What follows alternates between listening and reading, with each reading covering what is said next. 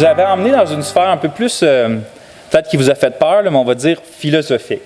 Par là, je disais que dans le temps, aujourd'hui on n'est plus habitué de réfléchir, mais dans le temps, quand les gens étaient moins pressés, je parle de la génération moins micro-ondes, les gens prenaient le temps de réfléchir, puis autant les théologiens que les philosophes du passé, quand ils réfléchissaient à la vérité, ils disaient que finalement, on peut voir la vérité sous 3 angles.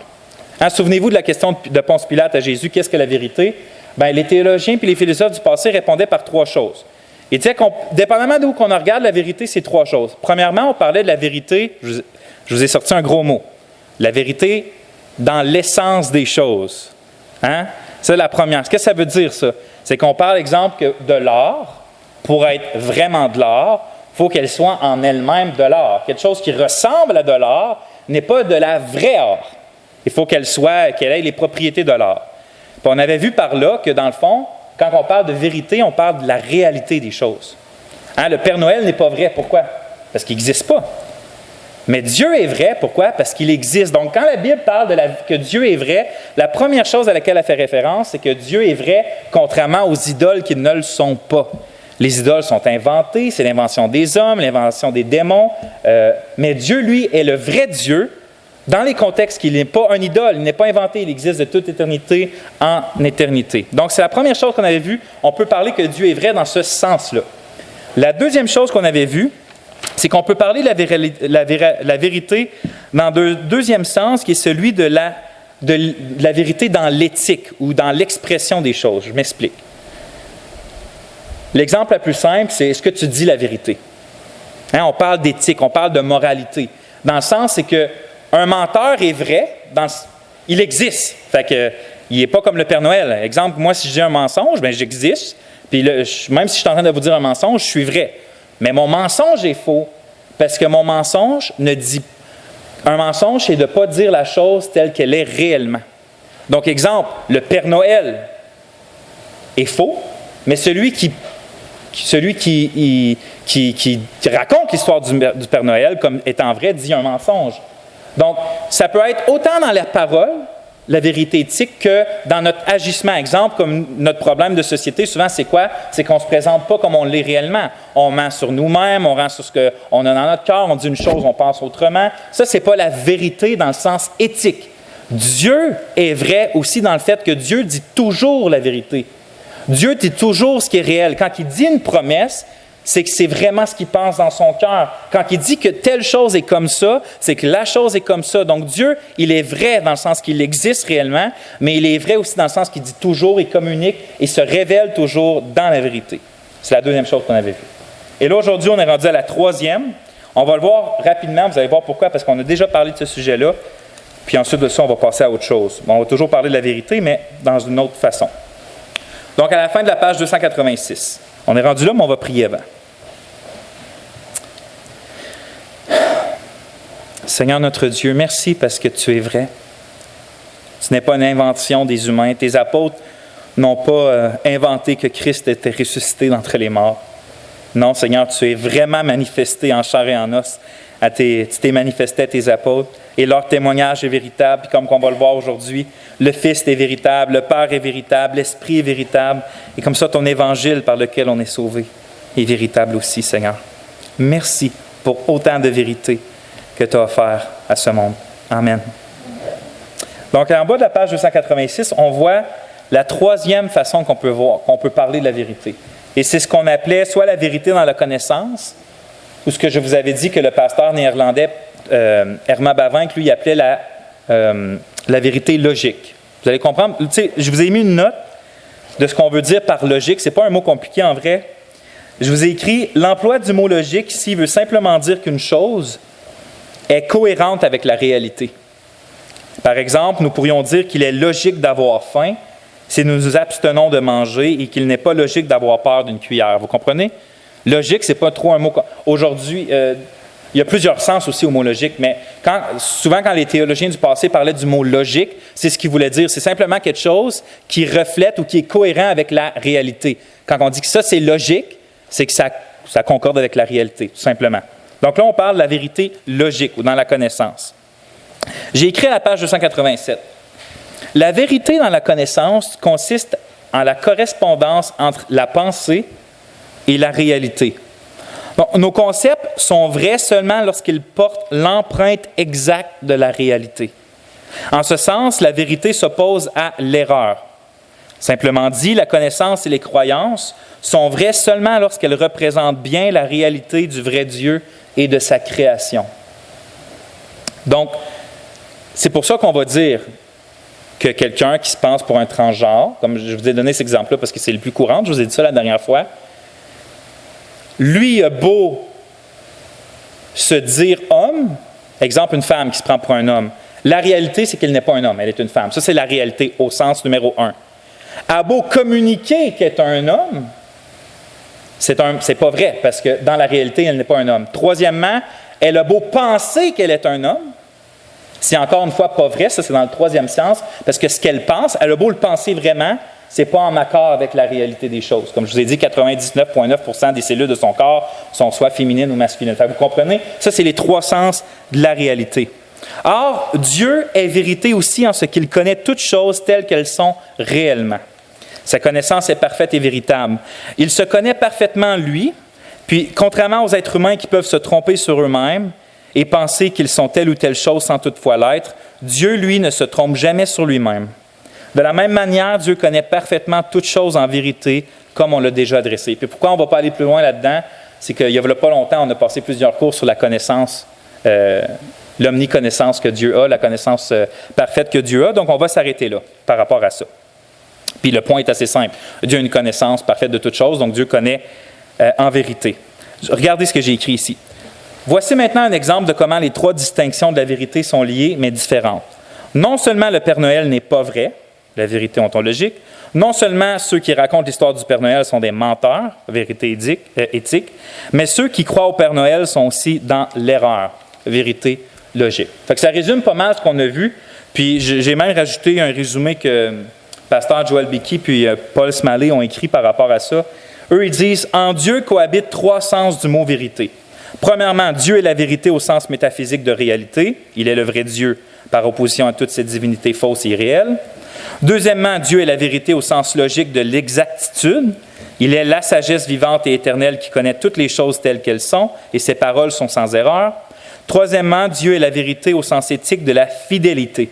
Il vit, parle et agit avec une fidélité, une cohérence et une intégrité morale sans faille. Fait que je vous l'ai mis là si jamais pour que vous le gardiez dans vos notes. Maintenant, c'est assez de parler là, de... Peut-être que je vous ai découragé depuis la milieu du dernier cours par rapport à ces trois sens-là, la vérité, mais je pense que c'est important parce que, tu sais, c'est facile d'arriver et de dire, ben oui, on croit que Dieu est vrai, mais qu'est-ce qu'on veut dire par là? Tu sais, il faut se poser ça à tout ce qu'on croit, nous, les chrétiens, tu sais, on lit la Bible, fait on est capable de dire des choses, Dieu est vrai, Dieu est fidèle. OK, maintenant, qu'est-ce que tu veux dire par là? Ben, tu sais, il ne faut pas trop mépriser les gens du passé, les théologiens et les philosophes du passé parce qu'eux prenaient le temps de se poser ces questions-là. Ils ne prenaient pas les choses pour acquis. Ils disaient, OK, nous confessons que Dieu est vrai, mais qu'est-ce que nous voulons dire par là? Puis c'est ça que j'ai essayé de vous démontrer, que la Bible parle de la vérité de Dieu comme sur trois angles différents. Puis, donc, c'est ça. Maintenant, aujourd'hui, pour le reste du cours, on va se concentrer sur le point 4.2 que j'ai intitulé « La vérité de Dieu et l'Évangile ». Puis s'il y a bien une chose qu'il faut retenir, c'est bien ça.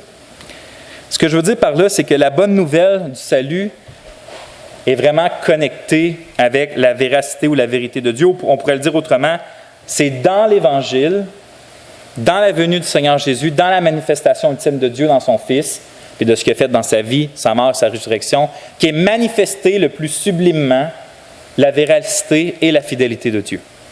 Donc, encore une fois, c'est dans la personne du Christ Jésus qu'est manifesté cet attribut-là de Dieu. Dès l'Ancien Testament, le Seigneur d'amour a choisi son peuple par pure grâce, puis est appelé le Dieu. À cause de ça, il est appelé le Dieu fidèle. Regardez bien. On lit ensemble. « Ce n'est point parce que vous surpassez en nombre tous les peuples que l'Éternel s'est attaché à vous et qu'il vous a choisi, car vous êtes le moindre de tous les peuples. Mais parce que l'Éternel vous aime, parce qu'il a voulu tenir le serment qu'il avait fait à vos pères, l'Éternel vous a fait sortir par sa main puissante, vous allez délivrer de la maison de servitude, de la main de Pharaon, roi d'Égypte. Sache donc que c'est l'Éternel ton Dieu qui est Dieu, ce Dieu fidèle, garde son alliance et sa miséricorde jusqu'à la 1000e génération envers ceux qui l'aiment et qui observent ses commandements. Donc, la fidélité de Dieu, c'est la garantie qu'accomplit ses promesses qu'il a faites à la postérité d'Abraham. Parce que là, il est en train de promettre à Israël, finalement, que, bon, je vous ai choisi en tant que peuple, fils d'Abraham, puis je vous promets mes promesses. Puis l'auteur dit, ce Dieu fidèle, c'est Moïse, finalement, ce Dieu fidèle garde son alliance et sa miséricorde. Donc, la fidélité de Dieu, sa véracité, le fait qu'il est vrai, c'est ce qui nous garantit que ce que Dieu promet, Dieu va le faire, finalement. Puis ça inclut quoi, la promesse faite à Abraham? Au travers que l'Écriture se révèle, on voit que ça inclut le pardon des péchés, la disparition de la colère de Dieu par rapport à son peuple pour leurs péchés. Ça comprend la compassion chaleureuse puis la victoire complète sur l'iniquité. Quand l'Ancien Testament se révèle, on voit que Dieu ne fait pas juste promettre Canaan, que finalement la promesse faite à Abraham révèle toutes ces bénédictions-là qu'on trouve en Jésus-Christ. On lit dans Michée 7,18, « Quel Dieu est semblable à toi, qui pardonne, puis vous allez voir la connexion avec la promesse d'Abraham. Quel Dieu est semblable à toi, qui pardonne l'iniquité, qui oublie les péchés du reste de ton héritage. Il ne garde pas sa colère à toujours, car il prend plaisir à la miséricorde. Il aura encore compassion de nous, il mettra sous ses pieds nos iniquités. Tu jetteras au fond de la mer tous leurs péchés. Tu témoigneras de la fidélité à Jacob, de la bonté à Abraham, comme tu l'as juré à nos pères au jour d'autrefois. » Donc, le fait que sa promesse à Abraham va s'accomplir, même rendu dans le temps de Michée, c'est parce que Dieu est fidèle. Tu témoigneras de la fidélité à Jacob, de la bonté à Abraham. Donc, l'Évangile, c'est la bonne promesse selon laquelle, dans la plénitude des temps, Dieu s'est montré vrai parce qu'il... Là, j'ai mal écrit mes choses, là. Il s'est montré vrai parce qu'il a fidèlement tenu sa parole en envoyant son Fils dans le monde pour notre salut. C'est pour ça que l'Évangile est l'ultime manifestation de la fidélité de Dieu, parce que finalement, l'Évangile, c'est pas juste qu'il accomplit la promesse d'Abraham, c'est qu'il accomplit aussi Genèse 3,15, où que Dieu dit que le Fils de la femme va écraser la tête du serpent. Mais sans Jésus-Christ, le Dieu de l'Ancien Testament, c'est un faux Dieu. Je ne sais pas si on comprend. Sans Jésus-Christ, le Dieu de l'Ancien Testament, ses promesses par rapport à son peuple, ses alliances, tout ça, ça tombe à l'eau. Fait que Jésus-Christ, c'est l'ultime manifestation de la vérité puis de la fidélité de Dieu. Regardez ce que Paul écrit. Il écrit que le Christ est venu vers la descendance d'Abraham pour, Romains 15,8, pour prouver, regardez bien ce mot-là, pour prouver la véracité de Dieu. Comment? En confirmant les promesses faites au Père. Fait que Jésus-Christ est venu pour prouver la véracité de Dieu à cause des promesses qu'il avait faites au Père, dont Abraham et ses fils. Le Seigneur Jésus a aussi dit « Celui qui m'a envoyé, en parlant du Père, est vrai. » Jean 7, 28. C'est pour cela qu'après ça, en Jean 3, 33, c'est écrit « Celui qui a reçu son témoignage, en parlant du témoignage de Dieu en Jésus, a certifié que Dieu est vrai. » La venue de Jésus pour sauver le peuple de Dieu est l'ultime manifestation de sa véracité et de sa fidélité. Une chose qu'on voit dans l'Évangile, c'est ça. Mais j'ai écrit qu'à cause de ça, chaque pécheur individuel, donc pas juste comme des promesses faites larges au peuple de Dieu, mais chaque pécheur individuel, on reçoit comment la justification? Comment qu'on reçoit les promesses faites à Abraham? Le pardon, la justification, l'adoption, l'Esprit Saint et tout ça. On le reçoit comment? C'est toujours en mettant notre foi dans les promesses du Dieu fidèle. Dans les promesses fidèles du Dieu vrai, on pourrait dire ça comme ça aussi. C'est la seule façon qu'on peut recevoir les bénédictions de la promesse faite dans toutes les promesses faites dans l'Ancien Testament et dont les promesses de l'Évangile aussi. Regardez bien comme Genèse 15,6 en parlant d'Abraham, ou Abraham, parce qu'il n'avait pas encore reçu son nouveau nom. Abraham eut confiance en l'Éternel qui le lui imputa à justice. C'est-à-dire qu'il a été justifié, il a été déclaré juste. Comment? En ayant confiance en l'Éternel. Regardez comment l'apôtre Paul commente ce passage-là dans Romains 4, 20. Il fait allusion à ça. Il dit, en parlant d'Abraham, « Il ne douta point, par incrédulité, au sujet de la promesse de Dieu. Mais il fut fortifié par la foi, donnant gloire à Dieu et ayant la pleine conviction que ce qu'il promet, il peut aussi l'accomplir. C'est pourquoi cela lui fut imputé à justice. » Fait que vous voyez, Abraham, comment il a été justifié? C'est en étant convaincu dans son cœur, en ayant la foi, en se reposant sur la promesse que Dieu avait faite, et pas juste sur une promesse comme ça, étant convaincu que ce qu'il a promis, il peut aussi l'accomplir. Ça parle de fidélité, ça parle de vérité ici. Fait on est justifié, on est adopté dans la famille de Dieu, on est chrétien finalement quand on met notre foi dans le Dieu vrai qui a promis des promesses qu'on croit qu'il va accomplir. C'est ça l'Évangile finalement, c'est quoi? C'est de dire aux gens, tu es pécheur, tu dois payer pour tes péchés, mais Christ est venu mourir à ta place, vivre et mourir à ta place afin que quoi? Afin que tu puisses avoir le pardon des péchés, la justification et la vie éternelle. Et d'être sauvé, c'est de croire, c'est de recevoir ce témoignage-là comme vrai. C'est de croire que si Christ il dit que je suis pécheur, c'est vrai. Puis s'il dit que si je lui fais confiance, je suis sauvé, c'est vrai. C'est de ça croire. C'est ça se reposer sur Christ. Donc c'est toujours de s'appuyer sur le témoignage, de croire vrai, le témoignage du Dieu vrai, ou les promesses qu'il a faites. J'ai écrit ici, la véracité et la fidélité de Dieu sont donc le seul rocher inébranlable sur lequel nous pouvons appuyer notre confiance en lui et sur toutes ses promesses que je voulais écrire. Mon antidote ne marchait pas, fait que ça se peut qu'il y ait plus de notes à ce soir. Antidote, c'est un programme qui corrige mes fautes d'orthographe, mes nombreuses fautes d'orthographe que je fais. Même avec Antidote, Gaétane trouve toujours des fautes que j'ai faites, fait qu'imaginez, sans Antidote. Elle est gracieuse ce soir. Regardez la note que je vous ai écrite, c'est vraiment important ça. Je l'ai mis là en note, là, mais c'est vraiment important. C'est pour ça que le concept contemporain de la foi, le concept que nos contemporains, que la culture d'aujourd'hui imagine par la foi, n'a rien à voir avec la foi telle qu'elle est présentée dans l'Écriture. Aujourd'hui, lorsqu'on entend parler de foi, ça signifie cette capacité-là de croire lorsque la raison, je parle de l'intellect, notre raison où les faits font défaut. Aujourd'hui, quand on dit qu'on a la foi, c'est quand notre raison, notre intelligence, ou les faits sur lesquels s'appuient font défaut, on dit, il faut que tu crois, il faut que tu aies la foi.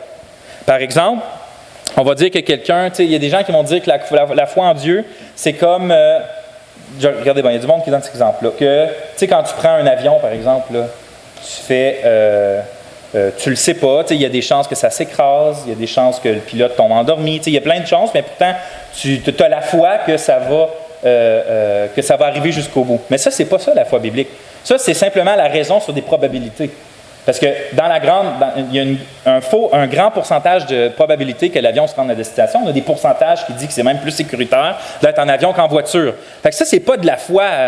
C'est pas de la foi, ça, c'est la raison. C'est de croire, c'est d'espérer dans les plus grandes probabilités. Mais la foi biblique, c'est contraire à ça. Parce que cette foi-là, le monde, ce que veut dire, c'est qu'ils vont décrire la foi en Dieu comme sauter sans parachute. Ils vont dire c'est sauter d'un avion sans parachute puis d'espérer que Dieu t'attrape. Mais ce n'est pas ça la foi biblique. Je vais vous expliquer pourquoi. Parce que cette foi-là contemporaine, c'est comme si ce serait une foi aveugle. On ne se base ni sur des faits, ni sur du réel, ni sur ce qu'on peut voir ou rien. On se base juste sur un sentiment de foi. J'espère. Mais ça, ce n'est pas la foi biblique. Dans la Bible, c'est tout le contraire. La foi, c'est une confiance ferme dans les promesses véritables du seul vrai Dieu. Voyez-vous? La vraie foi dans laquelle Dieu prend plaisir est une foi toujours appuyée sur l'objectivité, sur la réalité. Puis je précise, ça ne veut pas dire sur ce qui est visible tout le temps. Mais ce qui est invisible, c'est objectif, puis c'est vrai aussi. Tu sais, les anges, on ne les voit pas, mais sont objectivement réels. C'est juste qu'on ne les voit pas avec nos yeux, mais ils existent pour de vrai. Donc, la vraie foi, oui, elle va se baser sur des choses invisibles, donc qui est au-dessus de la création visible, mais elle s'appuie quand même sur quelque chose de solide. Ce n'est pas juste un comme saute en parachute. Celui qui croit l'Évangile, là, ce n'est pas un saut en parachute. Il saute sur le rocher le plus ferme, le plus assuré, le plus objectivement vrai qu'il peut sauter dessus. Voyez-vous? Fait que finalement, la vraie image, ce serait que quand tu sautes d'un avion, quand tu deviens chrétien, mettons la foi, c'est que tu prends, c'est comme si je pourrais te garantir que ce parachute-là que tu vas prendre, à 100% des chances, c'est sûr qu'il t'amène à destination. Il n'y a aucune chance que tu t'écrases. Ça, c'est la foi. Puis on peut pas faire, sur cette terre-là, on ne peut pas donner cette garantie-là parce qu'il peut toujours arriver de quoi au parachute. Mais la foi chrétienne, Jésus il dit, si tu crois en moi, j'ai réellement payé pour tes péchés, j'ai vraiment reçu la colère de Dieu pour toi, et si tu crois réellement en moi, tu es réellement pardonné. C'est pas fabulé, là, c'est une réalité objective. Jésus est vraiment mort, il est vraiment venu, il est vraiment ressuscité, puis quand on croit vraiment en lui, on est vraiment sauvé. Vous voyez l'objectivité là-dedans? Il n'y a pas de promesse, de confiance aveugle. Ça, c'est la fin de la note, mais elle est importante, mais c'est le fin de la note. Ainsi, on peut dire que le Christ est l'incarnation même de la fidélité et de la vérité de Dieu. Regardez comment Paul l'exprime ici. 2 Corinthiens 1, 18, 20. Aussi vrai que Dieu est fidèle, la parole que nous vous avons adressée, en parlant de l'Évangile, n'a pas été oui et non. Car le Fils de Dieu, Jésus-Christ, qui a été prêché par nous au milieu de vous, n'a pas été oui et non, mais en lui, il n'y a que oui. Car pour tout ce qui concerne toutes les promesses de Dieu, c'est en lui qu'est le oui.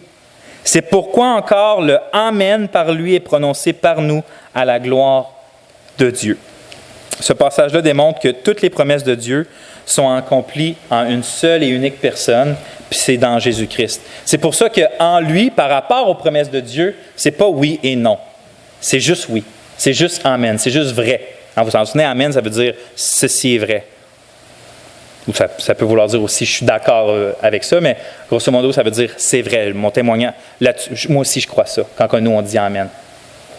Fait que Jésus-Christ est le Amen à toutes les promesses de Dieu. Puis je vous ai mis une note ici, parce que moi, ça m'a tout le temps intrigué. Qu'est-ce qu'il veut dire, Paul, quand il dit « C'est pourquoi encore le Amen par lui est prononcé par nous à la gloire de Dieu ». Puis c'est pour ça que je vous ai mis une note là, d'un commentaire biblique que je trouve intéressant, de Colin G. Cruz, Colin, ou en tout cas, je ne sais pas comment on le dit en anglais, mais il écrit ça. Le grec qui sous-entend cette phrase est difficile à traduire et à interpréter avec précision, bien que son sens général soit assez clair. C'est ça qui m'intéresse, le sens général. Elle peut refléter le culte de l'Église primitive dans laquelle les attributions de louange à Dieu étaient offertes par lui, c'est-à-dire le Christ, par les membres de la communauté chrétienne et confirmées par leur « Amen ». C'est-à-dire qu'il est en train de parler de l'exemple que Samuel prit tantôt, ou quelqu'un tantôt on a lu la Bible, ou quelqu'un a un chant, puis qu'on finit en disant « Amen ». On veut dire « Amen » en Christ, c'est-à-dire qu'on comprend en disant ça que quand, exemple, Samuel prie, Seigneur, merci, que nos péchés soient pardonnés, ou gloire à ton nom parce que tu es le Dieu fidèle, puis on dit Amen. On est en train de dire en Jésus-Christ, tout ce qu'il dit est vrai. Parce qu'en Jésus-Christ seul, les promesses de pardon et de tout ça est vrai. Fait que c'est important, c'est pas juste une. Quand on dit Amen en tant que chrétien, là, c'est pas juste une espèce de phrase. C'est peut-être grossier, mais fourre-tout, une espèce une virgule. C'est pas juste ça. Là. Quand on prie ensemble et qu'on dit un vrai Amen, là, c'est que c'est riche. C'est qu'on dit Amen en Jésus-Christ, dans le nom de Jésus-Christ. Parce que ce qu'on demande, c'est que dans son nom. Parce qu'on demande des choses selon les promesses de Dieu, et les promesses de Dieu ne sont accomplies puis qu'acquises en Jésus-Christ, le Amen de Dieu. Vous comprenez? C'est-tu clair ou c'est... Non? C'est bon? OK. Je comprends que c'est pas clair, mais bon, vous avez vos notes pour les méditer. N'hésitez pas si vous avez des questions, des commentaires. On a bientôt fini. Dans l'Évangile, c'est écrit « La fidélité de Dieu se révèle donc sous une forme trinitaire. » Trinitaire. Jean-Soleil, n'hésite pas, c'est une question aussi de ton micro, puis je ne sais pas s'il m'entend. Il fait semblant d'être connecté. OK, c'est bon. All right. Donc, j'écris que la fidélité de Dieu dans l'Évangile se révèle sous une forme trinitaire. Le Christ, on l'a vu depuis tantôt, dit que le Père est le vrai Dieu, Jean 17. Et Jésus, on va le chanter tantôt, il dit de lui-même quoi? « Je suis le chemin, la vérité et la vie. » Donc, le Père est le vrai Dieu, mais Jésus dit « Je suis la vérité aussi. » Puis dans le contexte, la vérité, ça veut dire quoi? On voit au verset 7-9, je ne voulais pas aller les lire parce qu'on n'a pas bien le temps, mais les versets 7-9, ça parle de... Jésus, c'est là qu'il va dire « Celui qui m'a vu a vu le Père ». Fait que finalement, quand il dit « Je suis la vérité », il veut vraiment parler de celui qui révèle et fait connaître le Père comme il l'est réellement. Donc, on ne peut... C'est pour ça qu'il va dire que « Nul ne vient au Père que par moi ». C'est que par la manière, les paroles de Jésus qui révèlent les paroles du Père, ce que Jésus dégage, ce qui dégage que le Père dégage. Finalement, Jésus, c'est une manière d'expliquer. Quand on dit Jésus, je suis la vérité, c'est une façon de dire que on peut seulement connaître le vrai Dieu par moi. Parce que je suis la manifestation, l'incarnation de ce vrai Dieu-là. Donc, Christ est la révélation totalement exacte et fiable de Dieu. On n'est pas donc surpris de lire des choses comme Jésus, c'est la véritable lumière. Pas juste la lumière, c'est la véritable lumière qui éclaire tout homme, Jean 1,9. C'est aussi le vrai pain du ciel qui satisfait tous ceux qui croient en lui, Jean 6,32. Puis on lit aussi en Jean 15, 1 que c'est le vrai sceptre. Pas juste un sceptre, c'est le vrai sceptre avec lequel, quand on est en union, on porte du fruit spirituel à la gloire de Dieu. Donc on voit le Père est le vrai Dieu, le Fils est le véritable aussi. Puis on voit dans l'Évangile que les deux ont envoyé l'Esprit qui est appelé l'Esprit de vérité. On lit ça dans Jean 14, 17 ou Jean 16, 13. Puis dans le contexte, l'Esprit, pourquoi il est appelé l'Esprit de vérité? Jésus, il dit l'Esprit de vérité, il vous conduira dans toute la vérité, car il ne parlera pas de lui-même, mais il dira tout ce qu'il aura entendu, et il vous annoncera les choses à venir. Il me glorifiera parce qu'il prendra de ce qui est à moi et vous l'annoncera. Tout ce que le Père a est à moi, c'est pourquoi j'ai dit qu'il prend de ce qui est à moi et il vous l'annoncera.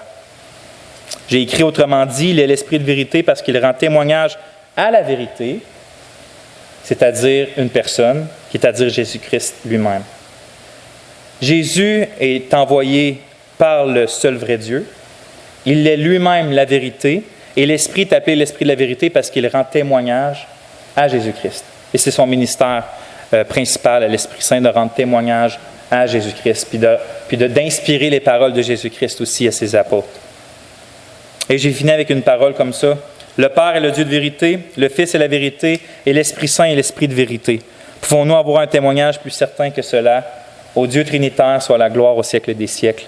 Amen.